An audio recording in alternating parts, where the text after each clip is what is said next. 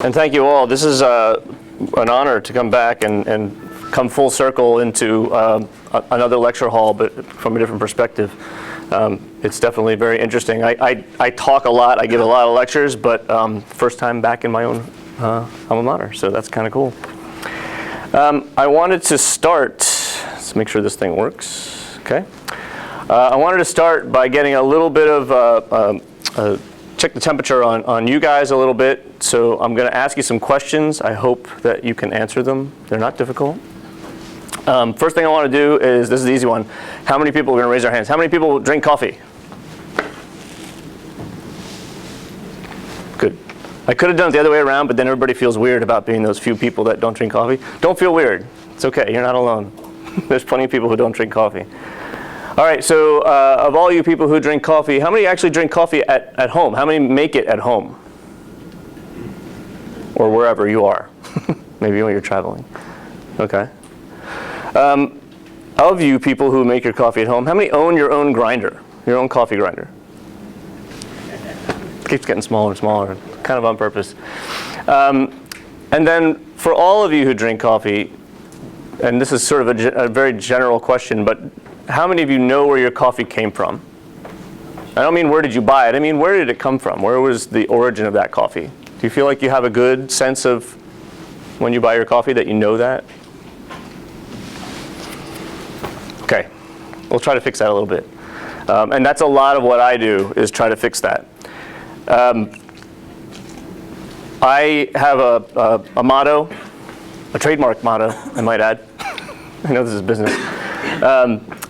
About coffee uniting the world. And it sounds a little kitschy, but it's actually very true. And it's true on many levels. It's true on the level of everyone has some story, some connection to coffee, some personal connection to coffee. Even the people who don't drink coffee have a story about coffee, even if that story is just that they don't drink coffee. It may be that you have an experience about why you don't drink coffee, so you have a connection to it. The bigger picture version of this phrase is about the idea of coffee being global and coffee being worldwide. And the idea that because so many people are involved in the many processes, the many steps in coffee, whether it's cultivation or preparation, then we have a connection. Unfortunately, as we've sort of just shown a little bit, there's often disconnection. There's often a disconnect between the use of it and the origin of it. So we're going to talk a little bit about that today. We're going to talk about the impact of what that is on individuals, as well as on communities and the earth. Before I do that, I have to give a nod back to where I started, more or less, here. I would be remiss if I didn't mention a little bit about my history and where I came from. So I probably don't have to tell you about the benefits because you're already involved in it. While the school was very different when I was here, I saw that the formalized learning that we're doing, sort of like what we're doing now, although I don't know if this is a credit course or not, but the stuff that you're involved in now, I see as goal-oriented, which is very important. But one of the things that I learned over the years was that this was one of those, the formalized stuff had a point. It had a reason for you to do it. You had goals to meet, you had graduations, you had jobs to get. But that there was many other opportunities for learning. And while now there probably are even more opportunities for you to do non-formalized learning, if I had to say anything about my education and what I've learned over the years, it would be that, is to search out those non-formalized ones as well, because they have that benefit. Even teaching is a manner of learning. And I learn quite a bit when I go around the world and I teach about coffee and we talk about coffee. Not only do I learn about the topic, but I learn about the people and the cultures. But the formalized stuff had its purpose as well.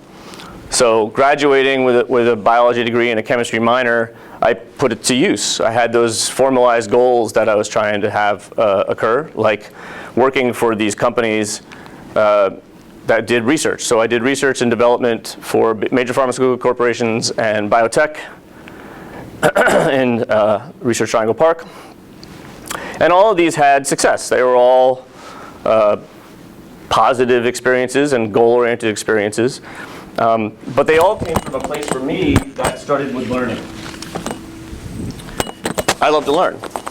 And that's why I mentioned about all the different ways that you can learn. Because these were the formalized ones. And science is about learning. So that was fantastic. So I was in a place where I could continue to learn. I had learned a skill set. I was able to apply it to different sciences, from cardiovascular disease and metabolic disorders, all the way through to peptide protein binding and ion channel science, all these really interesting things. And the more I learned, the more I realized I didn't know, which is really what it comes down to. So there's so much out there to grasp. And while I did a lot of good, especially research that at this level, the basic level research, doesn't always have immediate return, doesn't always have immediate gratification. It's very indirect. You know, we're hoping to find increases in quality of life. We're hoping to find, you know, the idea of cures or helping people in their health. But they don't always come to fruition, even in your lifetime sometimes. You know, you could see some kind of drug would take 12 to 15 years to come through the pipeline from basic research. And so we knew we were doing good things. I knew I was doing good things in science, published papers and had posters and articles, but it was still a little disconnected. And so for me, when I like something, I want to know everything about it. So there's a lot of personal involved in my transition into the coffee industry. Coffee was a hobby. It was a passionate hobby. I took it seriously in the sense that I loved it and I tried to learn more about it to the degree that could be learned in the situation at the time. Not a lot of online possibilities at that time. But whenever you think about a hobby, well, let me put it this way. A lot of people think about a hobby and say, how can I make this a business? How can I make the thing that I love something that I can make money out of, or I can make a business that I would enjoy doing, a job that I would enjoy doing? That's a good question. I would say the most immediate follow-up question, maybe even before that question, is should my hobby become a job? That's a very important one. Not all hobbies make the best professions, and I've seen plenty that did not do well, but I've seen plenty that have. But it's a serious question that you should always ask. In the coffee industry, there wasn't a lot of formalized education. 20 years ago or so, you had to jump right in. You had to figure it out for yourself. You had to volunteer. You had to get your hands dirty. And we have an organization that was mentioned, Specialty Coffee Association of America, which is the largest trade organization for the coffee industry in the US, actually the Americas. And it allowed had some framework, it allowed some educational guidance, but it wasn't the end all be all, and it wasn't very well structured or fleshed out. I'm proud to say that part of what we do in our company and what I do for myself is to help develop that education. That's what we've done over the past couple of decades. So now there is a little more of a formalized training path that you can take if the coffee industry was something you were interested in. But back then, it was a matter of just jumping in and making it happen. That means volunteering. That means volunteering in classes, where suddenly you were in the class the year before, and this year you're volunteering to help the class. And then maybe in a couple of years, you're actually teaching the class. That's what happens in our industry currently. And there's a lot of people who have the same kind of story.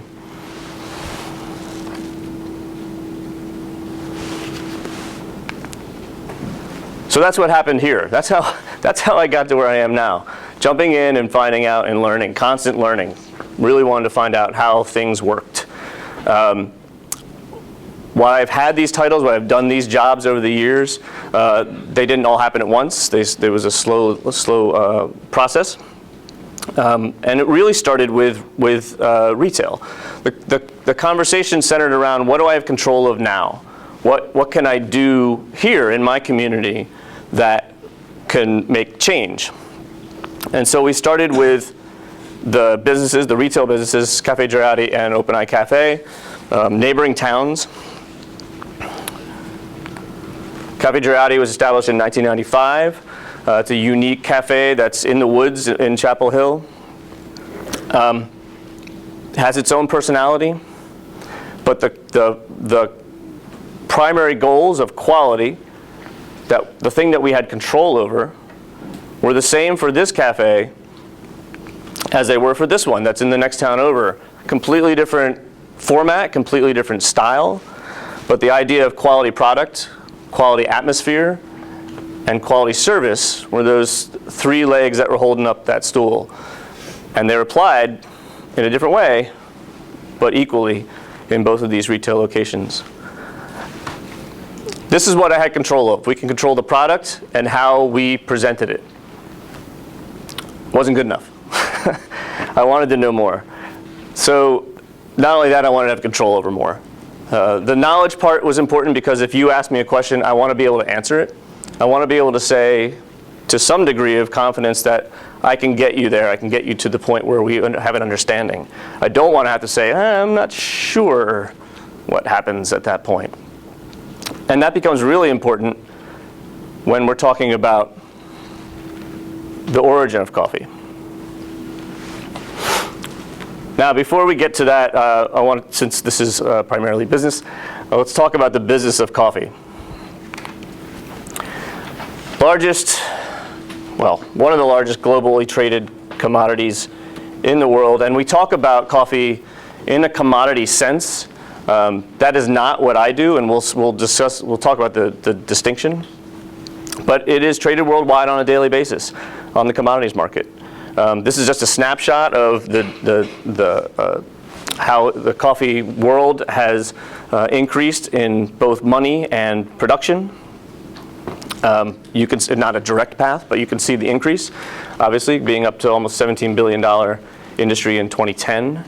The bags, and in this case we're talking about coffee bags, 60 kilo, 130 to 150 pound bags of coffee, green unroasted coffee that gets shipped around the world, that volume depending on the country that it's coming from. So there's a couple of things to look at, and that's production. The year after this one, we jumped, 2011, we jumped to 131 million bags. So really where we're at now is much higher production, but we're also seeing much higher consumption. So it's matching, and it's actually maybe falling behind in production. And this is a real problem, and we'll get into supply and demand stuff in a second. For me, part of the take home is over here as well. And you look at cents per pound. This is a real problem. This is a commodities number, and it is not a living wage number. So we'll talk about that too. If you're just looking at North America, and for some reason disconnect this from Canada, we definitely have different rates of consumption. We see that our consumption overall is higher because our per capita is higher, but per capita we're drinking a little less coffee than Canada is, and that seems to bear out with most northern countries. The farther north you get, the more coffee is being consumed, Scandinavia being one of the largest in total. The other thing that's, for me anyway, is kind of interesting is the idea of re-exporting and where it's going, and that's over here. We re-export less to Canada than Canada does to us. And a lot of that has to happen with, especially up until this time, this is 2010, because of the decaffeination process. So this may be one of those questions that you've always wanted to know, or maybe not. Decaffeination is a separate process that happens to the coffee in its green state before it's roasted. And at this point especially, although not as much anymore, there was only a few places in the world where you could get your coffee decaffeinated. So you had to send it to the place. And in this case, Canada was one of them. We didn't have one in the US at this time. And the other one that would have been fairly proximal was Germany. So we were sending our coffee away to get decaffeinated and come back to us. And that accounts for some of these numbers. In 2011, which is not on this chart, but 85% of total consumption, cups per person, actually happened in the home. And that's unusual now. Now we're nowhere near that. It's dropping quite a bit. And a lot of that has to do with the idea of the coffee house. In 1991, there were probably about 500 coffee shops in the U.S. In 2010, there were 10,000. So people's habits are changing, people's lifestyles are changing, and that number is much larger now.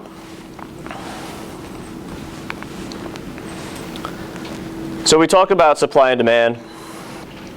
We have over 70 countries who are actually the supply source, who are actually producing coffee. 3 countries in particular are growing the bulk of that coffee. It's a little less than 50% now. This is a number from a few years ago, but it's still the bulk. And in that order, Brazil, Vietnam, and then Colombia. For these countries, this is huge. This is vital. This is their source of GDP, their tax income, and really how they stay alive as a country. There is, however, a distinction between volume and quality. And this is where we're going to start to talk about the difference between how much coffee is being grown and what kind of coffee is being grown. So for instance, Vietnam skyrocketed out of nowhere when they started growing a lower grade of coffee called Robusta. And that's over here. So they went from nothing to being the largest producer of a low quality coffee grade, one that's disease resistant, one that's able to fight insect infestation, one that's able to grow in almost any condition. But because it can do that, because it has that hardiness, that robustness, you give up quality, you give up the potential. It doesn't have the potential that the Arabica has, which you see over here. So just 2 different species of coffee. And you get very big differences in the cup. And so we see countries gravitating towards one or the other for different reasons. Right? We see countries gravitating towards more Arabica over the years in Brazil and Africa as they realize that there's money to be made in quality. When other countries are still playing the game of volume and making lower price point volume gains. Now, consumption has a lot to do with this, of course. Domestic consumption is on the rise everywhere, but more specifically for us and for what we're talking about with these numbers, it's on the rise in the coffee growing countries, which is a whole new game. It's not something that hasn't happened before. And it's a beast that we created. You know, we go in and educate. That's part of my job. What I do is bring the idea of quality to them, the idea of consumption to them, and doing it correctly. And then guess what? They're going to start consuming more coffee. And they're going to consume better coffee. And so we have to start thinking about, oh, where's our coffee going to come from now that you're drinking what we used to buy from you? And that's a conversation that's ongoing. In producing countries, we went from 26 million bags to 41 million bags being consumed. So doubled that was approximately 10 years. And that's a huge thing. And so that's a big effector on the supply and demand part. Another big player that's come to light in the last, say, 4 to 5 years is all the Asian markets. So we see some in the Southeast Asia being the producers, but not necessarily of quality. But we're seeing the other Asian countries such as Korea and Japan just increasing. I want to say it was like 3.1% last year, which is more than double normal increases annually. And those have a big part to play because they are also very interested in quality over anything else, which sounds like a good thing, but definitely impacts our supply and demand chain. So when we talk about coffee growing, I'm pretty much only going to talk about specialty coffee at this point. We're going to talk about where coffee is best grown, and it's between the Tropic of Cancer and the Tropic of Capricorn, this equatorial belt, this really weird orange color. Doesn't mean that coffee can't grow on either side of that. It just means that that's the best place theoretically for coffee, specialty coffee, to grow. And what's interesting about this is the number of countries that sort of fit in within that equatorial belt. It's not a guarantee. It doesn't mean because you're in there you're going to grow great coffee. There's a lot of other factors that are involved. But it is an important part of, can the plant survive in that microclimate? And so it won't go too much further outside of that. We're starting to hear people grow coffee in places where it's never been grown before, but it usually requires more nurturing and more hands-on effort in order for that to happen. So labor costs and all those other kind of costs are going to counterbalance whether that's actually a worthwhile endeavor or not. The take home here is we've got, well, don't worry about the color charts, but we've got the larger producers being highlighted.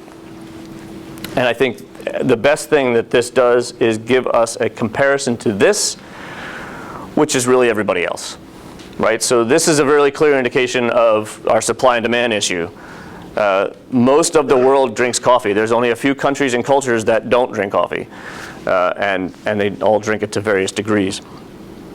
Like I mentioned, we're not number one, not even close. So Scandinavia up here beats us by almost threefold. So this is big picture stuff, right? This is where's coffee coming from? How much is there possible? Where is it going? Who's buying it?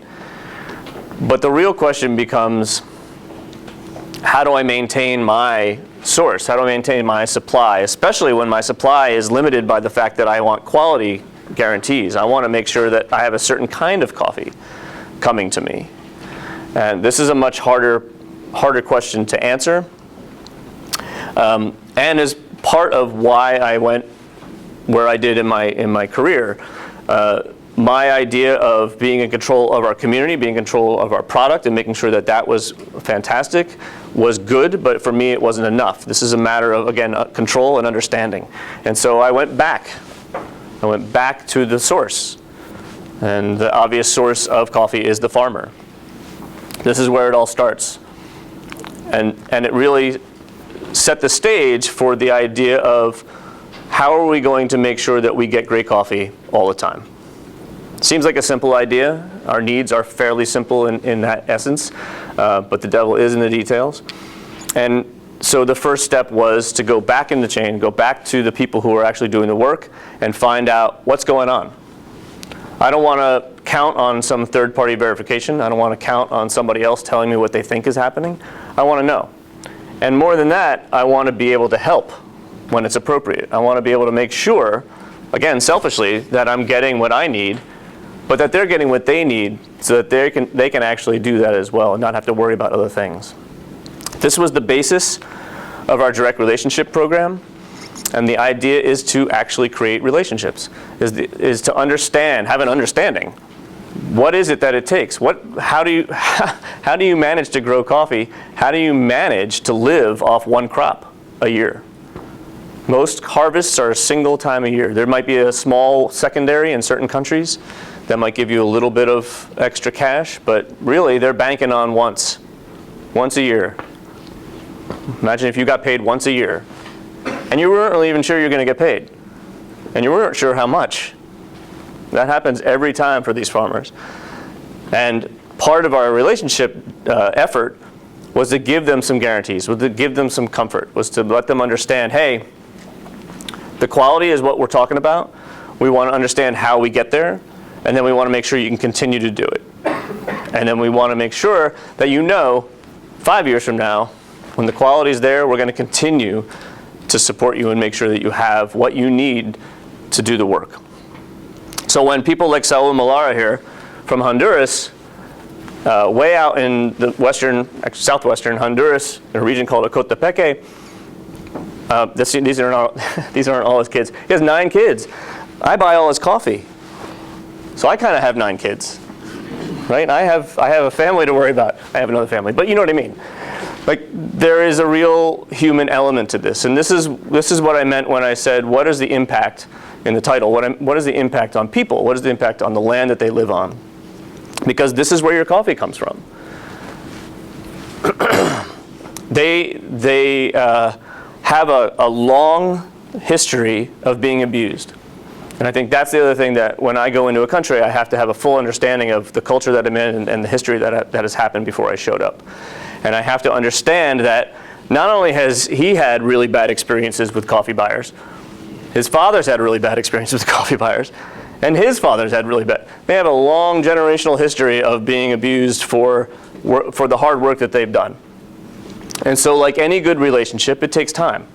None of our direct relationships that we end up promoting happen overnight. They take 2 to 3 years, at least, to develop, to create trust, to have the idea embedded that, yes, I know this person, I understand where they're coming from, I understand what they want, and we can figure out how to do it together.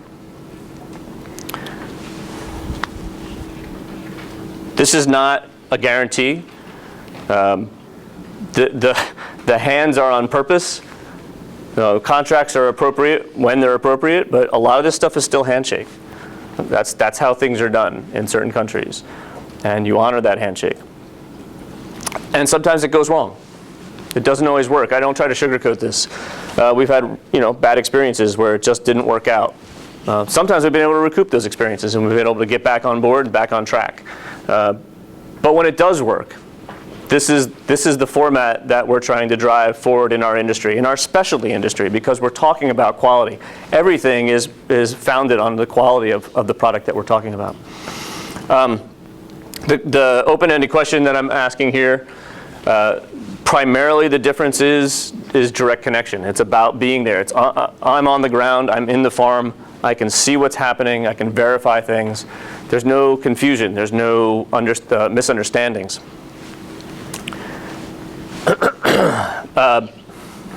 Not to go too much into other certifications, because I'm not here to talk about them, but they are usually based on third-party verification, policing. Not all of those things go well or consistently all the time, and they don't always offer the farmer what he actually needs, which is a leg up or some way of making sure that he can afford to do the work that he's doing. Some of those prices that you've seen in the other slide, where the cents per pound were dropping drastically, those are points where there's not enough money for them to even bother harvesting. They're not going to make enough money to pay for the work that they did. So these are the things that we have to worry about when we're talking about trade. And we're talking about making sure that it's not a one-off. It's not just something that we got and we can move on because there's people involved. Something like fair trade, which comes up a lot. Fair trade was designed to be a safety net for farmers. It's been described as the minimum wage for farmers, but it's not the minimum wage, and it's usually not enough for them to be able to support their lives, what they're doing, the work, and their families. And it doesn't really, this is my thing, it doesn't really talk about quality. So none of the certifications that are currently out there that you might be familiar with have quality as their main focus. They have different things that they're focusing on. None of them are about, does this coffee taste good? And that's really important when it comes to selling it. Because if you don't like it, if it doesn't taste good, I can't sell it, and they don't make any money. Nobody's going to buy it.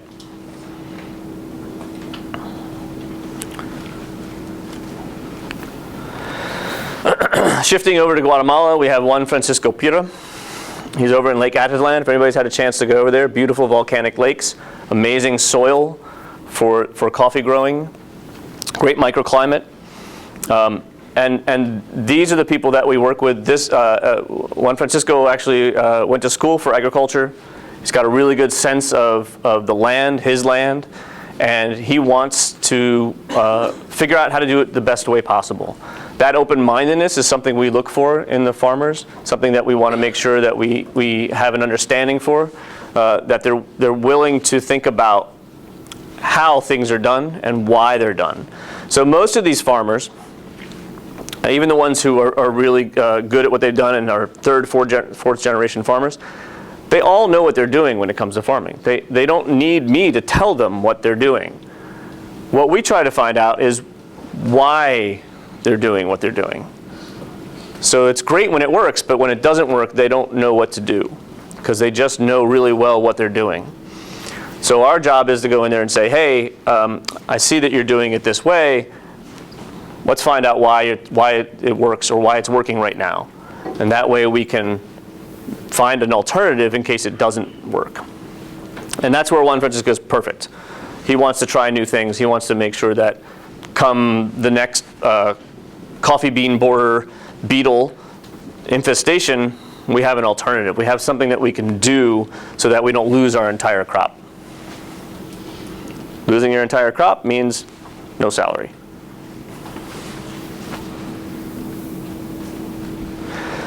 Our efforts as a roastery are really to be a conduit. And it's sort of like what I'm doing now, and I'm introducing you to the farmers. I'm introducing you to the people who are doing the work, because you don't get to see them every day. Now, luckily, in the world we live in now, people understand farmers markets. They get the idea of going to the farmers market, meeting the farmer. That's the person who grew that apple, that cabbage, whatever it is. And we're lucky here because we're in a farming community and people understand that concept. They know what it means to grow things. That's not true everywhere. And I think more importantly, there's a huge disconnect in the coffee because it's so far away. So it's not something you see on a regular basis, if ever. And it's not something you talk about or hear. So that's what I do. I talk about it so that you hear it. And I promote it. So the idea is to meet them, right? You've met Saul. Now you're meeting Antonio, another farmer from Guatemala. These are the people that you should know have grown the coffee that hopefully you're enjoying. We try to promote it in various other ways, such as giving you some ideas about the kind of things that you might taste in that coffee. By no means guaranteed, but they're ideas. And to give you a glimpse into what went into that coffee, how it got there, some of the details of it. This is a little bit of choose your own adventure. You find what information you're interested in. If you're just interested in the country, great, you can stop there, no problem. But if you want to know more, there's more information there. And this is the idea of connection to the people who are doing the work, connection to the land that it is being done on. Without this transparency, you have no other recourse. You have no other way of finding out that information. So it's here on labels, we put it on the website. That's the idea. And then we find, hopefully, fun ways to talk about what you're experiencing.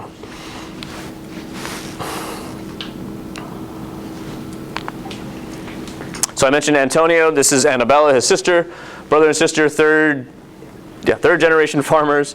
And again, they hit the ground running. As soon as they took over the farm, we started doing experiments on various aspects of the coffee, all the way from agriculture to processing, trying to find out the best way to make a coffee, the best way to grow coffee, and consistently. So again, we're talking about the money aspect is, let's make sure that we can do this over and over again. If it's a one-off, it's great, but it's not really helpful in the long term.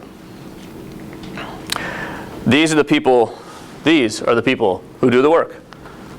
And you need to know them too. They're the ones who are doing all the cutting of the branches in the off season when it's not glamorous and nobody's coming to visit their farms. They're the ones who are putting all the compost around the bases. And this is the stuff that I do to get a better idea of what's actually happening.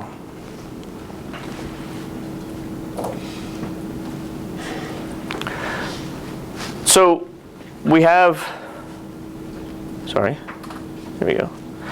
We have relationships at every point of the process.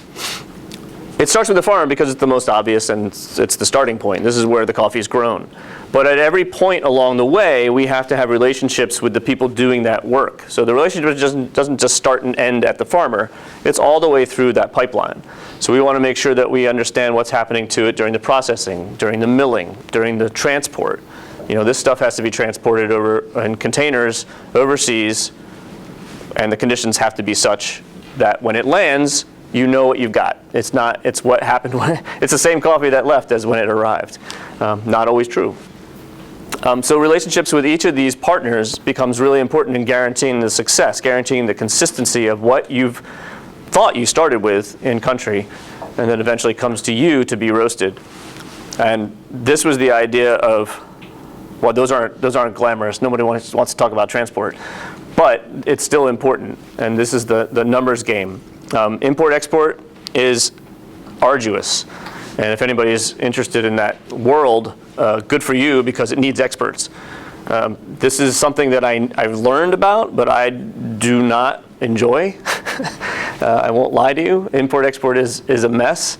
It's a lot of work and very confusing. But it's important because we deal with multiple countries. In every country we deal with, from the US, we deal with them differently. And you need experts for that. So we don't import our own coffee. We have importers who do that after we get it ready in country. I've learned to let the experts do their job. I'm not an accountant either. I don't do that job. In order to ensure these things, there has to be a certain amount of understanding, right? This is the point. This is the learning phase. The idea of understanding economics means you have to understand the process. And if you'll bear with me, I'm going to go through it real quickly, just because I know we're running low on time. Coffee's a cherry. I don't want to insult anybody. You may all know this, but I've found that certain things are surprising to people. What you know and love as coffee is the seed of this fruit. Okay? So, and like any fruit, we want to make sure that it is mature, that it's ripe. So that means that the seed inside it is fully matured and developed and will taste great. Changes everything. Get an immature fruit off here and try to roast it and taste it. You'll notice the difference. They're not always red. How's that look? Oh, good. They can be many different colors. There's different varietals of coffee. They can be yellowish or orangish. These varietals are either natural varietals that exist in subspecies, wild mutations that happen randomly, or cultivated ones. So we have genetic modifications that have happened over the years for certain applications in different countries, whether it's disease resistance or productivity. It grows in environments that look similar to this, although they can be very different depending on where you are, the altitude that you're at, the country you're in. Generally speaking, you see multi-layer, multi-level, and multi-diversity of species of plants. These are helpful in a variety of ways, whether it's soil retention and or giving back to the soil with the different nutrients. They're also useful for the farmer for different reasons. So you notice that we got banana plants in here, which is fantastic because it's helping the coffee grow. Sorry, this is all the coffee. And they get bananas. They'll also get wood. So they can plant some wood trees that apply shade, but also give them something in the diversity besides just shade. All coffee starts looking like almost any plant that's going to start growing. Doesn't look that different, except that maybe it came from a coffee seed when it popped out. As it matures, it grows that root system and it starts getting the leaves to grow. I have to give a nod to my friend Deanna, from Honduras, who gave me her back to take this picture. And then within 3 to 5 years, 3 to 5 years investment before a plant becomes mature enough to produce coffee to be harvested. So that's quite an investment. You're not going to get coffee right away if you don't have it. On that cycle, once it starts maturing within the 3 years, it'll start flowering on an annual basis. Beautiful jasmine-smelling flowers floating in the air like snow everywhere. It's fantastic. I highly recommend it. And then about 9 months or so after the flowering, we start getting production of the coffee cherry, green coffee as it were, from the nodules. And then they, over the next 3 to 4 months, ripen into something that can be picked. And this, I used to think this photo was photoshopped. Now I do see green coffee here. It's really rare for all of them to mature simultaneously. That's unusual, which gets us to one of the definitions of specialty coffee, which is that it is hand-picked. So now you've got a whole other labor cost. Right? This is important because we only want the mature ones. We only want the ripe fruits because those are the ones that taste great. And it usually looks more like this or so. That's kind of shady. But the idea is that they're not all ripening at the same time. So you got to go through all these plants. The coffee plant is, it can grow up to 3 or 4 meters. They're usually pruned down to be closer to 2 meters so that you can reach them. And the idea is that all the farmers and pickers go through and hand pick these coffees into baskets and or bags. This is also something I recommend you doing so you further appreciate your coffee. This is hard work, and it's not easy, and I'm really bad at it. I've proven it over and over again. Whenever I've tried to pick coffee next to these people, not even a quarter of what they're able to produce in the same amount of time. So it's a skill, and it's also a skill that's really in a difficult environment, because it's an environment that is mountainous, hilly terrain, not great weather often, at least raining on you, and lots of mosquitoes.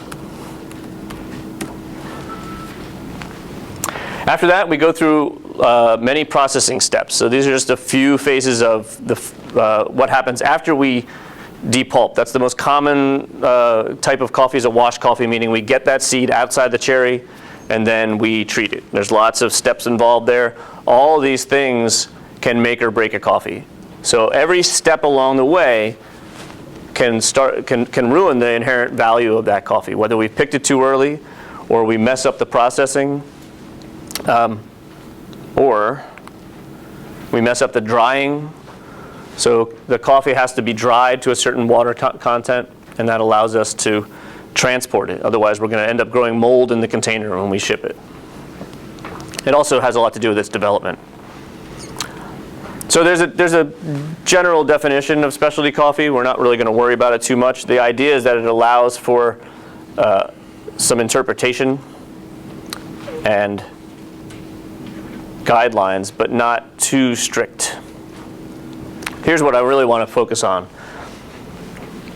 These are the things that we have maybe a little bit of control of, but not that much when it comes to what the farmer can do at origin.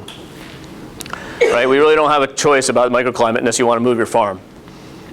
Same thing with sunlight and altitude. Unless you know a good dance, we don't do rainfall. We can affect the soil composition. That's something that we can have a direct, although it ends up being an indirect reflection. But then there's the things that we can control. We can talk about fertilizing that soil. We can talk about the growing picking variables that I mentioned. All the different processing methods, all the different sorting. Can we get rid of defects? How do we store and transport? Again, when we're in country, this is the stuff that we started with. How do we roast that coffee? How do we prepare that coffee? Every step along the way, you have the chance to screw it up. And this isn't meant to be guilt trip at all. It's just meant to be an understanding. You know, I think the more you understand, the more you appreciate it, whereas as opposed to taking it for granted. When we're smart about it, we're doing things like changing the processing methods in a concerned way, a way that allows us to affect the end process. So we get something different, but on purpose, as opposed to it being an accident. We've had a coffee from Annabella and Antonio, same coffee, same exact coffee. We processed it 3 different ways. Tastes like 3 entirely different coffees. So this is the fun part of where we are now in the industry, but it requires that connection back to the people and making sure that they have what they need in order to, well, what we do with them is extreme. How about just growing coffee would be a good start and making sure that it's quality. You met Saul before. This is his farm in Ecotepec. Very small little farm, grows award-winning coffee. Hard worker. We do stuff in Africa as well, whether it's Ethiopia or Rwanda here.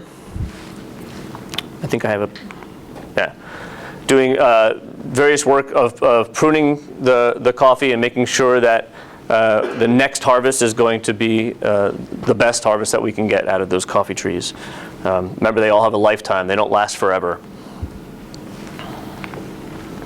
There are other programs, I'm not going to dwell on it, but there are other programs that do similar things. There's nothing that really does exactly what we do because we're quality focused.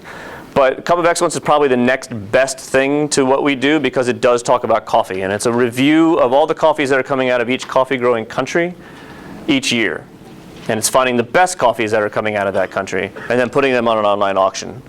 And the auction, as you can imagine, incites price increases. People pay more for something because they're bidding on it, which is fantastic because it all goes back to the farmer. And so now for the farmer, we have a connection between the quality of what they have grown, what they've worked so hard for, and the price that they're getting for it. Whereas before, for years, for generations, they could work really hard and still get the same price. So that disconnect for them was obviously not incentivizing. So we're trying to find a way to incentivize and make sure that we're getting the product that we want and they're getting what they need and deserve from it. I do serve on a lot of these juries throughout the world and teach some of the international judges. You've probably seen some of these other ones around. I think I've already spoken my piece on them, but they look familiar to you, I'm sure. If you want to talk to me offline about these, we can. Mostly, I want to wrap up with, what does this mean to you? And I think if I had to say anything about all of this information that I just dumped on you in a very short period of time, it's about understanding. It's about not taking anything for granted. It's about making sure that you're following through on the things that you love, that you understand them fully, that you appreciate them fully. That sounds kind of trite, but it's still really important. It can be important not only for your use, your purpose, your enjoyment, but for everybody else involved. You know, what we do, what I do is, well, there's nothing glamorous about it, but it fulfills me because I enjoy doing good work. But more importantly, it's helping the people who are getting us the product that we love, that we want to share.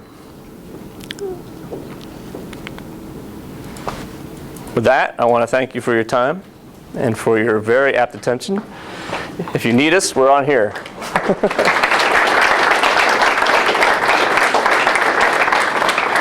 And I think we have time for a little bit of time for questions. Yeah, we got some questions. With that. Are you guys incorporated? We are. Okay. But You're trying to trademark me? you're the president and Yes. not the CEO? Both. Oh, you are both? Yeah. Okay. I have too many titles. Okay. I have to sort of, In the beginning of this. Well. yeah. I picked an easy one. As far as quantities go, I was just kind of curious how much you guys bring in, like how much you grow, how many different places you sell, like Yeah. what kind of environments they're sold in, like coffee shops. Great question. We're considered a medium-sized in specialty coffee. So we're pulling in anywhere about like 75 to 100,000 pounds a year.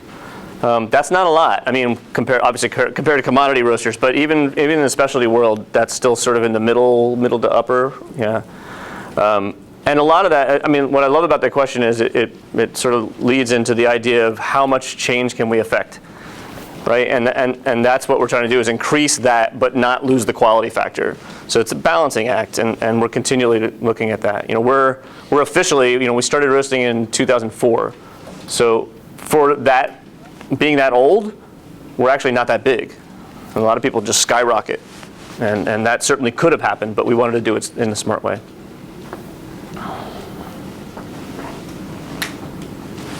Through using your direct relationship program, do you feel you have more control over like your financial aspect of the cost? There is that factor. It does go into it, although in some regards we have less control of how low we can pay, right? Because we have minimums that we have put in place that are usually at least twice as much as what the normal commodity number is, if not more than that. And we look at it based on what is necessary for the farmer in their specific instance, in their country, and the quality of life that they need in order to do the work. So it varies in that sense, but we know what it is. So yeah, we have that kind of control over it.